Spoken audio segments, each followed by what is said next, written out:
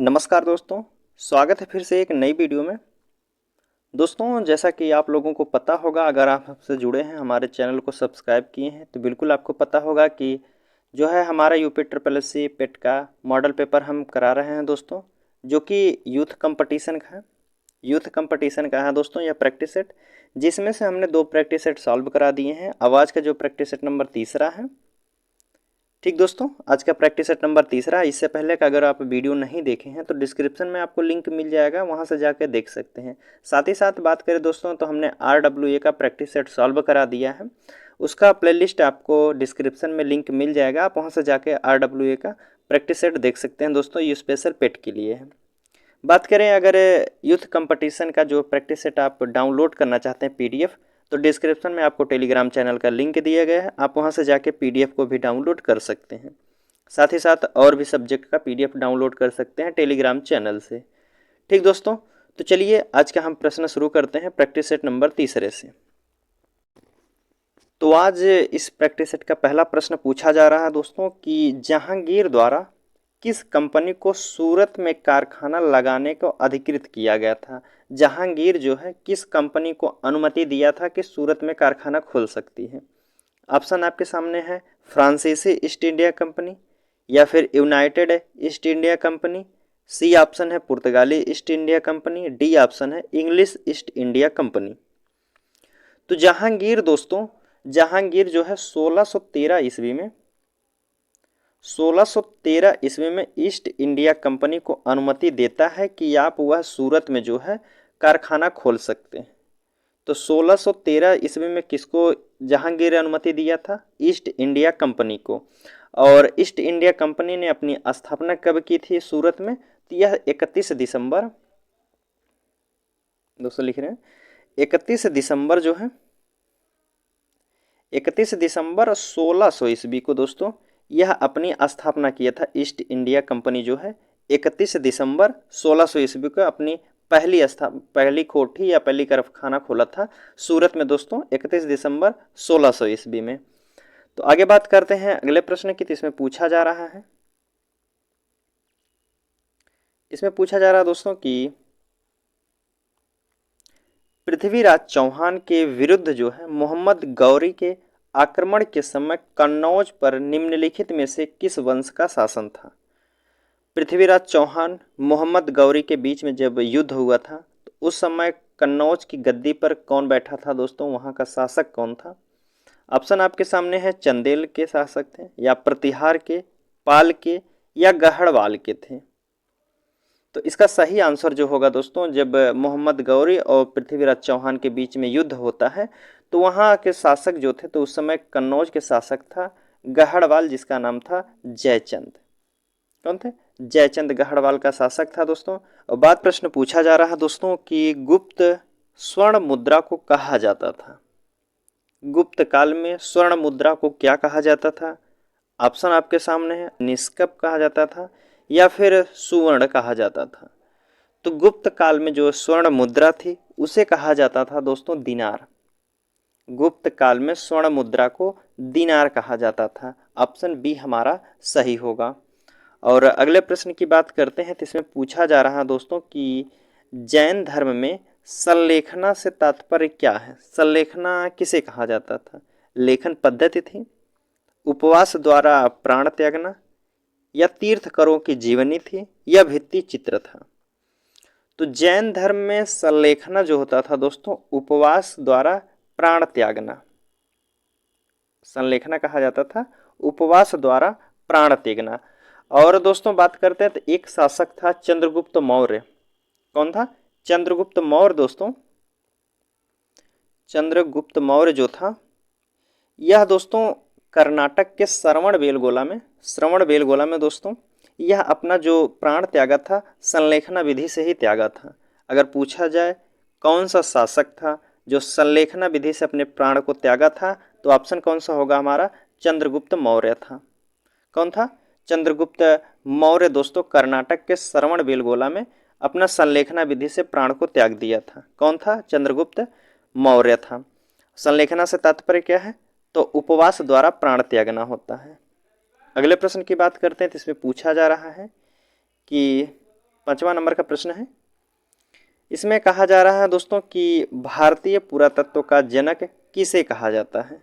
भारतीय पुरातत्व का जनक किसे कहा जाता है दोस्तों? ऑप्शन आपके सामने है, अलेक्जेंडर कनिंघम को, जॉन मार्शल, मार्टिया व्हीलर को, या फिर जेम्स प्रिंसेस को।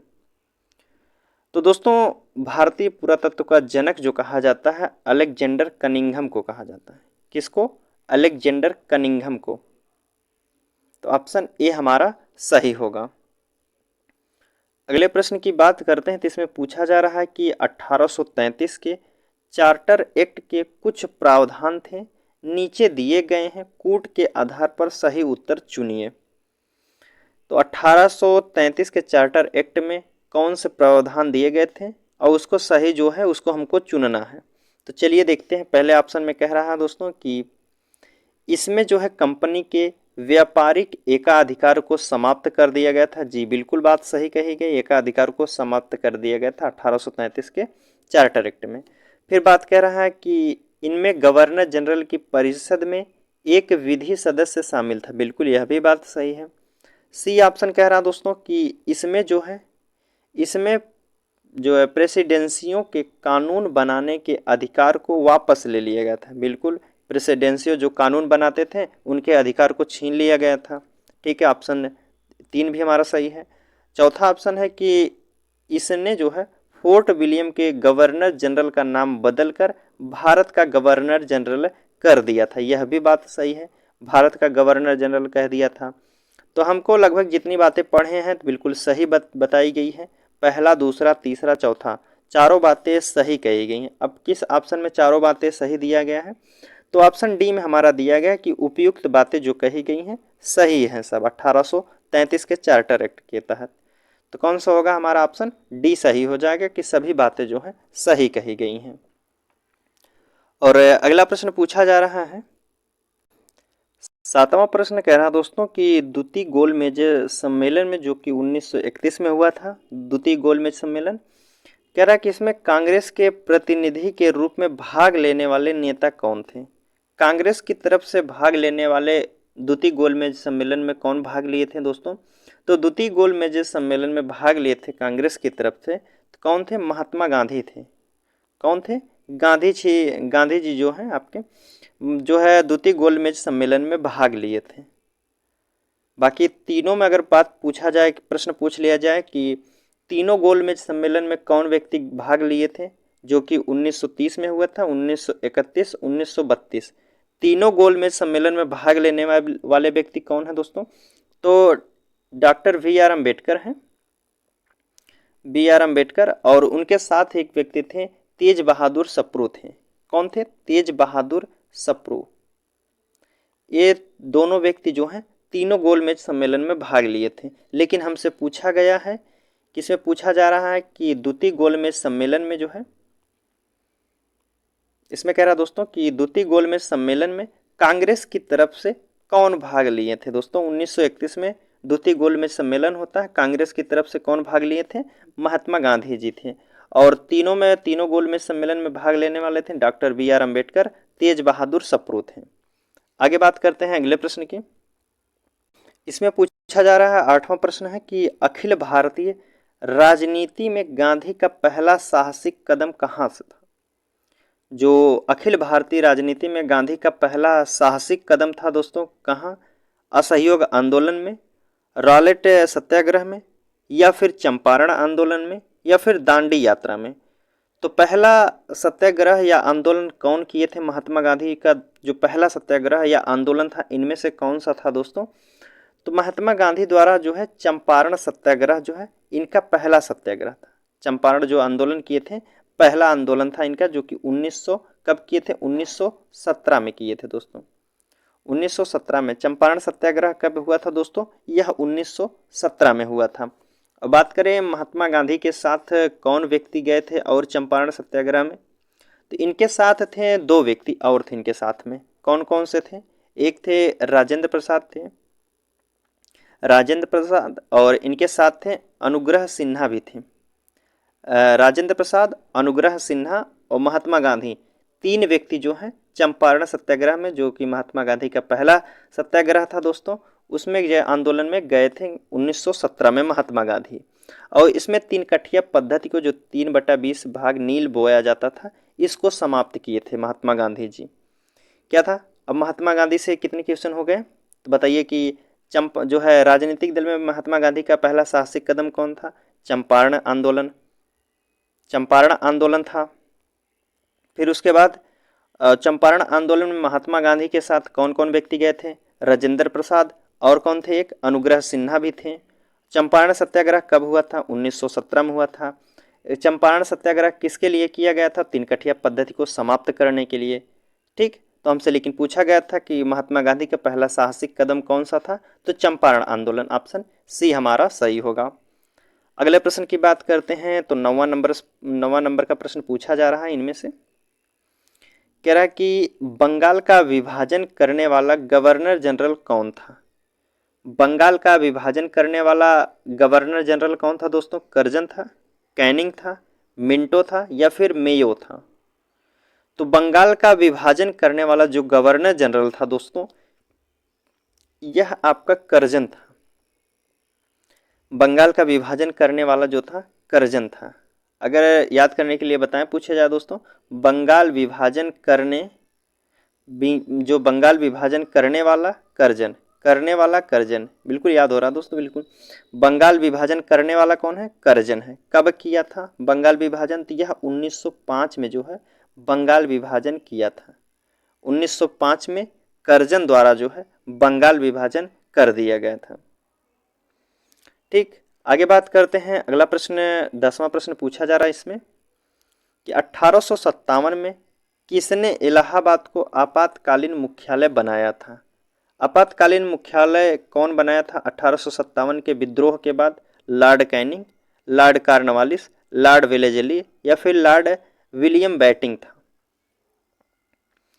तो इसमें से पूछा है दोस्तों 1857 में इलाहाबाद को आपातकालीन मुख्यालय कौन बनाया था? यह बनाया था दोस्तों आपका लॉर्ड कैनिंग था।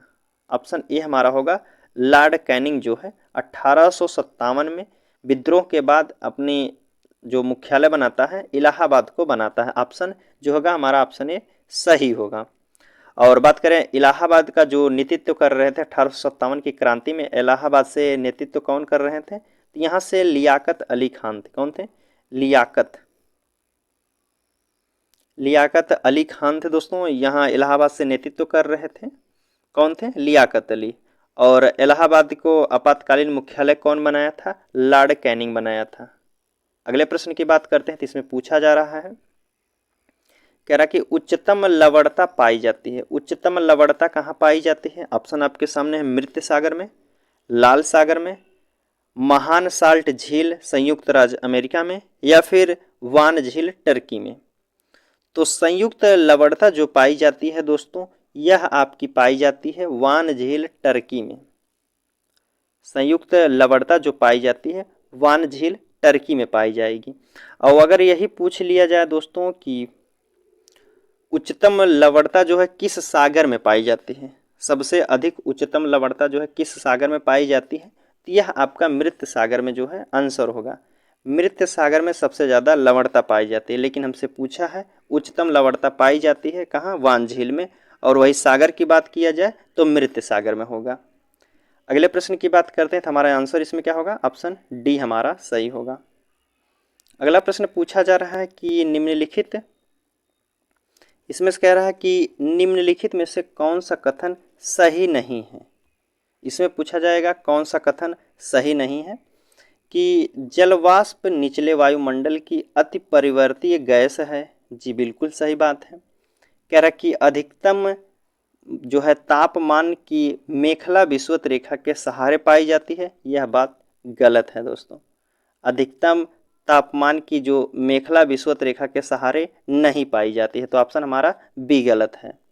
अगले प्रश्न की बात करते हैं, तो 13 नंबर का प्रश्न पूछा जाता है। इसमें कह रहा है कि लवणीय जल में उगने वाले पौधे क्या कहलाते हैं? जो लवणीय जल में उगने वाले पौधे हैं क्या कहा जाता है? उसे हाइड्रोफाइट्स कहा जाता है, मीजोफाइट्स कहा जाता है, हेलोफाइट्स कहा जाता है, या फिर थाइलोफाइट्स कहा जाता है? जो लवणीय जल में उगने वाले पौधे हैं उन्हें कहा जाता है दोस्तों हेलोफाइट। क्या होता है? ऑप्शन सी हमारा होगा हैलोफाइट कहा जाता है कि जो लवणीय जल में उगने वाले पौधे हैं उसे हैलोफाइट कहा जाता है। ऑप्शन सी हमारा सही होगा। इसमें पूछा जा रहा है दोस्तों कि 15 नंबर का प्रश्न है। इसमें कह रहा है कि 2011 के जनगणना के जो है अंतिम आंकड़ों के अनुसार भारत का द्वितीय सर्वाधिक जनसंख्या वाला राज्य कौन सा है? दूसरे नंबर पर जनसंख्या वाला कौन सा राज्य है भारत का? आंध्र प्रदेश है, बिहार है, महाराष्ट्र है या पश्चिम बंगाल है? तो दोस्तों पूछा है दूसरे स्थान पर जनसंख्या वाला कौन सा राज्य है, तो यह हमारा जो होगा दूसरे स्थान पर है आपका, यह महाराष्ट्र है। ऑप्शन सी हमारा होगा महाराष्ट्र में है। और अगर बात करें दोस्तों पहले नंबर पे कौन है, तो जनसंख्या की दृष्टि से पहले नंबर पे है आपका उत्तर प्रदेश। कौन है? यूपी, उत्तर प्रदेश। दूसरे नंबर पे कौन है? पहले नंबर पे तो ये हो गया उत्तर प्रदेश, दूसरे नंबर पे आपका महाराष्ट्र है, तीसरे नंबर पे अगर बात पूछा जाए तो तीसरे नंबर पे बिहार है, चौथे नंबर पे जो है आपका पश्चिम बंगाल है दोस्तों। तो ठीक, अगर जनसंख्या की दृष्टि से फिर से पूछ लिया जाए क्वेश्चन की पहले स्थान पे कौन है? उत्तर प्रदेश है, दूसरे स्थान पे महाराष्ट्र है, तीसरे स्थान पे बिहार, चौथे स्थान पे पश्चिम बंगाल है। ठीक दोस्तों, क्वेश्चन समझ में आ गया होगा। चलिए आगे क्वेश्चन देखते हैं। 16 नंबर का प्रश्न पूछा जा रहा है। इसमें 16 नंबर का प्रश्न है कि कह रहा कि एंट्री पार्ट व्यापार से क्या तात्पर्य है? जो एंट्री पार्ट व्यापार से तात्पर्य है दोस्तों, क्या तात्पर्य है? निर्यात व्यापार है या फिर आयात व्यापार है, तटीय व्यापार है या फिर निर्यात के लिए आयात की गई वस्तुएं? जो एंट्री पार्ट होता है दोस्तों, यह होता है निर्यात के लिए आयात की गई वस्तुएं। इसका तात्पर्य जो है एंट्री पार्ट का जो है निर्यात के लिए आयात की गई वस्तुएं से है। अगले प्रश्न की बात करते हैं तो 17 नंबर का प्रश्न पूछा जा रहा है। इसमें मिलान करना है दोस्तों, तेल शोधन कारखाना दिया गया है और राज्य के साथ मिलान करना है। पूछ रहा है तटीपाका जो है, तटीपाका तेल शोधन कारखाना कहाँ है दोस्तों? यह आपका आंध्र प्रदेश में है। तटीपाका कहाँ है? आंध्र प्रदेश में है। कोयली की बात करें तो कोयली कहाँ है? यह गुजरात में है। और नागपट्टिनम कहाँ है? नागापट्टिनम, नागापट्टिनम आपका तमिलनाडु में है दोस्तों। और नुमालीगढ़, नुमालीगढ़ है आपका कहाँ है? असम में है। नुमालीगढ़ कहाँ है? असम में है। और तटीपाका कहाँ है? आंध्र प्रदेश। कोयली गुजरात में, नागापट्टिनम तमिलनाडु में। तो हमारा ऑप्शन पहले का तीसरा होगा, दूसरे का पहला। किस ऑप्शन में है? पहले का तीसरा। पहले का तीसरा सिर्फ ऑप्शन बी में दिख रहा है दोस्तों हमको। ऑप्शन बी हमारा सही होगा, पहले का तीसरा। ठीक, ऑप्शन बी हमारा सही होगा। अगले प्रश्न की बात करते हैं तो इसमें पूछा जा रहा है कह रहा कि निम्नलिखित में से किस समिति ने भारत में कृषि जोत कर सुझाव दिया था? किस समिति ने जो है भारत में कृषि जोत कर सुझाव दिया था? राज्य समिति थी, वाचु समिति, कार्वे समिति, मराठे समिति? तो इसका सही आंसर जो होगा दोस्तों, भारत में जो है कृषि जोत टैक्स का सुझाव देने वाली जो समिति थी यह राज्य समिति थी। कौन सी थी? राज्य समिति। ऑप्शन ए हमारा सही होगा। और अगले प्रश्न की बात करते हैं तो इसमें पूछा जा रहा है, इसमें कह रहा है कि बैंक दर का आशय है। बैंक दर का आशय क्या है? साहूकारों द्वारा, जो कह रहा है कि साहूकारों द्वारा लिया जाने वाला ब्याज दर है या फिर अनुचित बैंकों द्वारा ली जाने वाली ब्याज दर है, या सी ऑप्शन है बैंकिंग संस्था की लाभ दर है, डी ऑप्शन है केंद्रीय बैंक द्वारा ली जाने वाली आधिकारिक ब्याज दर है। तो बैंकिंग दर का जो आशय है दोस्तों, यह केंद्रीय बैंक द्वारा ली जाने वाली आधिकारिक ब्याज दर है। क्या है? केंद्रीय बैंक द्वारा ली जाने वाली आधिकारिक ब्याज दर है। ऑप्शन डी हमारा सही होगा। और अगले प्रश्न की बात करते हैं तो 20 नंबर का प्रश्न पूछा जा रहा है दोस्तों। इसमें पूछा जा रहा है दोस्तों 20 नंबर का प्रश्न है कि अवमूल्यन तब अधिक होता, कह रहा कि अवमूल्यन तब अधिक कारागार होता है। कब अधिक कारागार होता है अवमूल्यन दोस्तों? तो अवमूल्यन दोस्तों तब अधिक कारागार होता है जब विदेशों में निर्यात मांग की लोच अधिक होती है।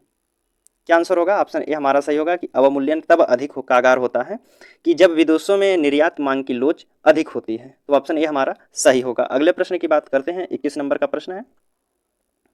21 नंबर का प्रश्न है, इसमें पूछा जा रहा है दोस्तों कि वह न्यूनतम जनसंख्या कितनी है जिसके नीचे जो है 73वें संशोधन अधिनियम के उपबंध के अनुसार मध्यवर्ती स्तर पर पंचायतों जो है पंचायतें गठित नहीं की जा सकती हैं।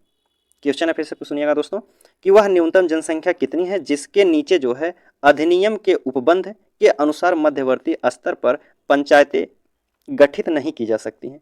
कितनी जनसंख्या है जो पंचायतें गठित नहीं की जा सकती, उनके अनुसार मध्यवर्ती स्तर पर पंचायतें गठित नहीं की जा सकती। ऑप्शन आपके सामने 25 लाख है, 20 लाख है, 35 लाख है, 30 लाख है। तो इसका सही आंसर जो होगा दोस्तों 20 लाख जनसंख्या, यहाँ पंचायतें गठित नहीं की जा सकती। ऑप्शन बी हमारा सही होगा। अगले प्रश्न की बात करते हैं तो 22 नंबर का प्रश्न पूछा जा रहा है। निम्नलिखित में से किस विषय पर राष्ट्रपति के लिए मंत्रिपरिषद से सलाह लेना आवश्यक नहीं है? किस विषय पर जो है राष्ट्रपति अपने मंत्रिपरिषद से सलाह नहीं ले सकते हैं? राजदूतों की नियुक्ति पर, विधेयकों पर स्वीकृति देना, या फिर राज्यपाल द्वारा प्रेषित विधेयकों पर स्वीकृति देना, या फिर लोकसभा भंग करने पर?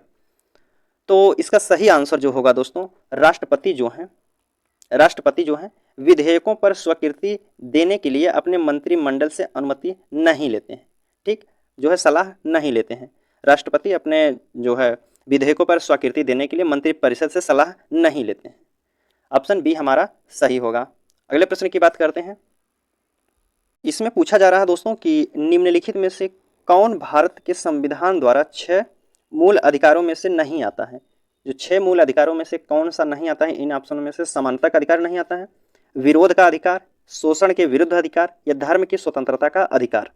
तो मूल अधिकारों में जो दोस्तों है, यह इनमें से विरोध का जो अधिकार है यह मूल अधिकार में शामिल नहीं है। ऑप्शन बी हमारा सही होगा कि विरोधों का जो अधिकार है, विरोध करना अधिकार है, यह मूल अधिकार में नहीं है।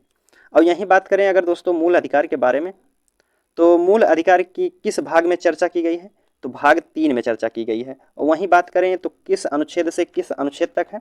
तो मूल अधिकार जो है दोस्तों यह हमारा 12 से 35 तक है, अनुच्छेद 12 से 35 तक। और अगर यही बात पूछा जाए मूल अधिकार कहाँ से लिया गया है, मूल अधिकार किस संविधान से लिया गया है दोस्तों? तो यूएसए के संविधान से लिया गया है, अमेरिका के संविधान से लिया गया है मूल अधिकार। ठीक दोस्तों, और बात करें मूल अधिकार को मैग्ना कार्टा भी कहा जाता है। तो कितने प्रश्न बने हमारे दोस्तों? यहाँ से अगर पूछा जाए प्रश्न कि मूल अधिकार में जो है किस भाग में चर्चा की गई है, तो भाग 3 में की गई है। किस अनुच्छेद से किस अनुच्छेद तक है? तो 12 से 35 तक है। वहीं बात किया जाए अगर जो है कि किस संविधान से लिया गया है मूल अधिकार, तो यूएसए के संविधान से लिया गया है। ठीक दोस्तों, क्वेश्चन समझ में आया होगा। चलिए अगले प्रश्न की बात करते हैं। 25 नंबर का प्रश्न है। इसमें पूछा जा रहा है दोस्तों कि हाल जो है हम न्यायिक पुनरावलोकन की व्यवस्था देखते हैं। न्यायिक पुनरावलोकन की व्यवस्था देखते हैं दोस्तों किसके संविधान से? केवल भारत में देखते हैं, केवल यूके में देखते हैं, केवल यूएसए में देखते हैं, या भारत और यूएसए दोनों में देखते हैं? तो हम न्यायिक पुनरावलोकन की बात करें दोस्तों तो यह यूएसए के संविधान से लिया गया है भारत में। तो भारत और यूएसए दोनों में देखा जाता है न्यायिक पुनरावलोकन। ऑप्शन डी हमारा होगा कि न्यायिक पुनरावलोकन व्यवस्था जो है भारत और यूएसए दोनों के संविधान में है। ऑप्शन डी हमारा सही होगा। अगले प्रश्न की बात करें तो 26 नंबर का प्रश्न इसमें पूछा जा रहा है। कह रहा है कि निम्न रक्त वर्ग सर्वत्रित दाता होता है। कौन सा जो ब्लड ग्रुप होता है सबको डोनेट कर सकता है दोस्तों? डोनर होता है जो कौन सा ब्लड ग्रुप का? ओ का, बी का, ए का, या फिर ए बी का? तो दोस्तों जो ब्लड ग्रुप ओ होता है यह सबको जो है सर्वाहारी कहा जाता है, यह सर्वाहारी सभी को जो है ब्लड डोनेट कर सकता है। जो ब्लड ग्रुप ओ होता है वह सभी को अपना ब्लड दे सकता है। सीधी बात करें दोस्तों तो अगले प्रश्न की बात करें तो इसमें पूछा जा रहा है 27 नंबर का कि डीएनए की द्विकुंडली संरचना किसके द्वारा की गई थी? डीएनए की कुंडली जो है द्विकुंडली संरचना किसके द्वारा की गई है दोस्तों? तो यह की गई थी आपकी वाटसन प्लस क्रिक के द्वारा की गई थी। वाटसन प्लस और क्रिक के द्वारा की गई थी। जो डीएनए का द्विकुंडली संरचना की गई थी दोस्तों यह वाटसन तथा क्रिक के द्वारा की गई थी। ऑप्शन बी हमारा सही होगा। अगले प्रश्न की बात करते हैं तो 28 नंबर का प्रश्न देखते हैं दोस्तों। 28 नंबर का प्रश्न पूछा जा रहा है कि स्वर्णकारों द्वारा प्रयोग में आने वाला एक जो है कि स्वर्णकारों द्वारा प्रयोग में आने वाला इक्वाजेरिया जो है, इक्वाजेरिया निम्नलिखित में से मिलकर बनाया जाता है। किससे मिलकर बनाया जाता है इक्वाजेरिया दोस्तों? तो इक्वाजेरिया की बात करें दोस्तों तो यह नाइट्रिक अम्ल प्लस हाइड्रोलिक अम्ल से बनाया जाता है। किससे? नाइट्रिक अम्ल तथा हाइड्रोक्लोरिक अम्ल से बनाया जाता है। ऑप्शन बी हमारा सही होगा। अगले प्रश्न की बात करते हैं तो 29 नंबर का प्रश्न पूछा जा रहा है कि प्रत्यावर्ती विद्युत धारा को दिष्ट विद्युत धारा में परिवर्तित किया जाता है। किसके द्वारा किया जाता है दोस्तों? किसके द्वारा जो है प्रत्यावर्तित विद्युत धारा को दिष्ट विद्युत धारा में परिवर्तित किया जाता है? ऑप्शन आपके सामने है, डायनेमो द्वारा, मोटर द्वारा, ट्रांसफार्मर द्वारा, या रेक्टिफायर द्वारा। तो प्रत्यावर्तित विद्युत धारा को जो है दिष्ट विद्युत धारा में परिवर्तित करने के लिए दोस्तों किसकी जरूरत होती है? रेक्टिफायर द्वारा। किसकी जरूरत होती है? रेक्टिफायर द्वारा जो है प्रत्यावर्ती विद्युत धारा को दिष्ट विद्युत धारा में परिवर्तित किया जाता है। ऑप्शन डी हमारा सही होगा। अगले प्रश्न की अगर बात करें तो 30 नंबर का प्रश्न पूछा जा रहा है। इसमें कह रहा है दोस्तों कि पायरोहीलियोमीटर का प्रयोग निम्नलिखित में से किसे नापने के लिए किया जाता है? जो पाइरोहीलियोमीटर का प्रयोग किया जाता है दोस्तों, किसे नापने के लिए किया जाता है? सन स्पॉट को, सोलर रेडिएशन को, हवा ताप को, या फिर पौधों के ताप को मापने के लिए किया जाता है। जो पाइरोहीलियोमीटर होता है दोस्तों, जो पाइरोहीलियोमीटर होता है, यह सोलर रेडिएशन को नापने के लिए प्रयोग किया जाता है। किसके? सोलर रेडिएशन को नापने के लिए प्रयोग किया जाता है पाइरोहीलियोमीटर का। ऑप्शन बी हमारा सही होगा। अगले प्रश्न की बात करते हैं, तो इसमें पूछा जा रहा है दोस्तों, तो 36 नंबर से प्रश्न हमारा हिंदी का शुरू होता है दोस्तों। इसमें पूछा गया है कि तुलसीदास द्वारा रचित रामचरितमानस कितने खंड हैं? जो तुलसी द्वारा रचित रामचरितमानस है उसमें कितने खंड हैं दोस्तों? 7 हैं, 8 हैं, 5 हैं, 12 हैं। तो तुलसी द्वारा जो रचित रामचरितमानस है दोस्तों, इसमें जो है 7 खंड हैं। कितने हैं? 7 कांड हैं। ऑप्शन सी हमारा होगा, 7 कांड है। रामचरितमानस में 7 कांड है दोस्तों। अगले प्रश्न की बात करते हैं, तो इसमें पूछा जा रहा है कि 37 नंबर का, माता पिता लोहे के चने चबाकर बच्चों को पढ़ाते हैं। रेखांकित शब्द में जो है मुहावरा पूछा है दोस्तों। रेखांकित शब्द यह है, लोहे के चने चबाकर। यह पूछा है, इसका मुहावरे का अर्थ क्या होता है? लोहे के चने चबाकर। तो इसका अर्थ होता है दोस्तों बहुत कठिनाई से झेलना, या ऑप्शन बी है अस्पष्ट बात करना, या बहुत ही विश्वास रखना, बहुत ही आशा रखना। प्रश्न है कि लोहे के चने चबाकर, लोहे के चने चबाकर दोस्तों इसका अर्थ जो होता है बहुत कठिनाई झेलना। ऑप्शन ए होगा बहुत कठिन जो है झेलना, बहुत कठिनाई झेलना। ऑप्शन ए हमारा सही होता है, लोहे के चने चबाना अर्थात जो है बहुत कठिनाई झेलना। अगले प्रश्न की बात करते हैं, तो 38 नंबर का प्रश्न पूछा जा रहा है कि निम्नलिखित वाक्यों में से शुद्ध वाक्य को पहचानिए। इनमें से शुद्ध वाक्य कौन है? राधा घर नहीं है, या राम पाठशाला बैठा है, या फिर आप अवश्य सुने होंगे, या मैंने एक नाटक का अनुवाद किया है। तो इनमें से कौन सा वाक्य जो है दोस्तों शुद्ध है? तो ऑप्शन डी बिल्कुल सही है दोस्तों, मैंने एक नाटक का अनुवाद किया है। ऑप्शन जो होगा ऑप्शन डी हमारा सही होगा, मैंने एक नाटक का अनुवाद किया है, यह वाक्य बिल्कुल शुद्ध है। ऑप्शन डी हमारा सही होगा। अगले प्रश्न की बात करते हैं, तो 39 नंबर का प्रश्न पूछा जा रहा है, कह रहा कि अन्न और अन्य, कह रहा कि अन्न और अन्य शब्द का सही अर्थ भेद कौन व्यक्त करता है दोस्तों? अन्न का दोस्तों अनाज होता है, और अन्य मीन्स होता है दूसरा। तो कौन सा हमारा ऑप्शन होगा? अन्न मीन्स होता है अनाज, और अन्य मीन्स होता है दूसरा। तो हमारा ऑप्शन जो होगा दोस्तों ऑप्शन ए में मिल रहा है। अन्न जो है अन्न, अन्न मीन्स होता है अनाज, अन्य मीन्स होता है दूसरा, दूसरा कोई, अन्य व्यक्ति, दूसरा कोई। ठीक, तो अन्न जो होता है अनाज कहा जाता है, अन्य मीन्स होता है दूसरा। अगला प्रश्न पूछा जा रहा है, हिंदी का लास्ट प्रश्न है, 40वां नंबर का प्रश्न है कि इनमें से कौन शब्द जो है सरस्वती का समानार्थी शब्द नहीं है? कौन सा शब्द जो है सरस्वती का समानार्थी शब्द नहीं है? वागीश्वरी है, शारदा है, वाणी है, सुधी है। तो सरस्वती का जो पर्यायवाची होता है दोस्तों वागीश्वरी भी होता है, बात करें शारदा भी होता है, वाणी भी होता है, लेकिन सुधी नहीं होता है दोस्तों। सुधी जो है दोस्तों, सुधी नहीं होता है सरस्वती का पर्यायवाची। सुधी की बात करें दोस्तों तो किसका पर्यायवाची होता है? पंडित का पर्यायवाची होता है। सुधी की बात करें तो पंडित का पर्यायवाची है। पंडित, पंडित का पर्यायवाची क्या है? सुधी है। पंडित, विद्वान और भी पर्यायवाची हैं। ठीक, तो आगे बात कर लेते हैं अगले प्रश्न की दोस्तों। इसमें 51 नंबर का प्रश्न पूछा जा रहा है दोस्तों, वीडियो काफ़ी लंबा हो रहा है, थोड़ा जल्दी से हम बताते हैं कि इसमें कह रहा है कि हिंदी नाटक अंधेरी नगरी के रचयिता कौन है? अंधेरी नगरी के रचयिता कौन है दोस्तों? तो इसके रचनाकार जो है भारतेंदु हरिश्चंद्र हैं। ऑप्शन बी हमारा सही होगा। पूछा है मधुबनी कला प्रसिद्ध है। मधुबनी कला कहाँ की प्रसिद्ध है दोस्तों? तंजौर की है, मिथिला की, हैदराबाद, भुवनेश्वर की। यह सभी लोगों को पता होगा दोस्तों, मधुबनी जो कला प्रसिद्ध है यह मिथिला की है। ऑप्शन बी हमारा सही होगा। अगले प्रश्न की बात करते हैं। इसमें पूछा जा रहा है कि सर्वप्रथम जो है पारिस्थितिकी तंत्र शब्द का प्रयोग किसने किया था? पारिस्थितिकी तंत्र शब्द का प्रयोग किसने किए थे दोस्तों? यह आपके किए थे एजी टांसले ने किए थे। कौन है? एजी टांसले। पारिस्थितिकी तंत्र का शब्द का प्रयोग जो किए थे एजी टांसले किए थे। और कब किए थे दोस्तों? 1935 में। 1935 में। और बात करें दोस्तों पारिस्थितिकी तंत्र के संस्थापक जनक किसे कहा जाता है? तो अलेक्जेंडर जो है वान हम्बोल्ट को कहा जाता है। पारिस्थितिकी तंत्र के जो जनक कहे जाते हैं अलेक्जेंडर वान हम्बोल्ट कहे जाते हैं। अगले प्रश्न की बात करते हैं, तो इसमें पूछा जा रहा है नेपाली भाषा मुख्य रूप से किस राज्य में बोली जाती है? नेपाली भाषा किस राज्य में बोली जाती है? कर्नाटक, राजस्थान, सिक्किम, आंध्र प्रदेश। तो बिल्कुल पता होगा कि नेपाल जो है सिक्किम के पास में है, तो नेपाली भाषा जो है सिक्किम राज्य के पास बोली जाती है।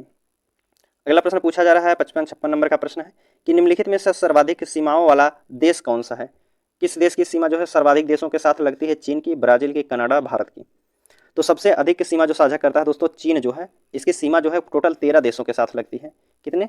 13 देश के साथ चीन की सीमा लगती है। अगले प्रश्न की बात करते हैं तो इसमें पूछा जा रहा है मृत्यु दंड के मामले में क्षमा देने का अधिकार किसे है। मृत्यु दंड के मामले में क्षमा देने का अधिकार किसे है दोस्तों? प्रधानमंत्री को, राष्ट्रपति को, मुख्य न्यायाधीश, भारत के महान्यायवादी। सभी को पता होगा कि क्षमा देने का जो मृत्यु दंड के मामले में क्षमा देने का अधिकार जिसको पता है यह है आपका राष्ट्रपति को। किसको दिया गया है क्षमा जो है क्षमा, फांसी की सजा को माफ कर सकते हैं तो राष्ट्रपति कर सकते हैं। किस अनुच्छेद के तहत? तो अनुच्छेद 72 में कहा गया है कि राष्ट्रपति किसी के फांसी को माफ कर सकते हैं, मृत्यु दंड को। अगले प्रश्न की बात करते हैं, 58 नंबर का प्रश्न है और लास्ट प्रश्न है दोस्तों।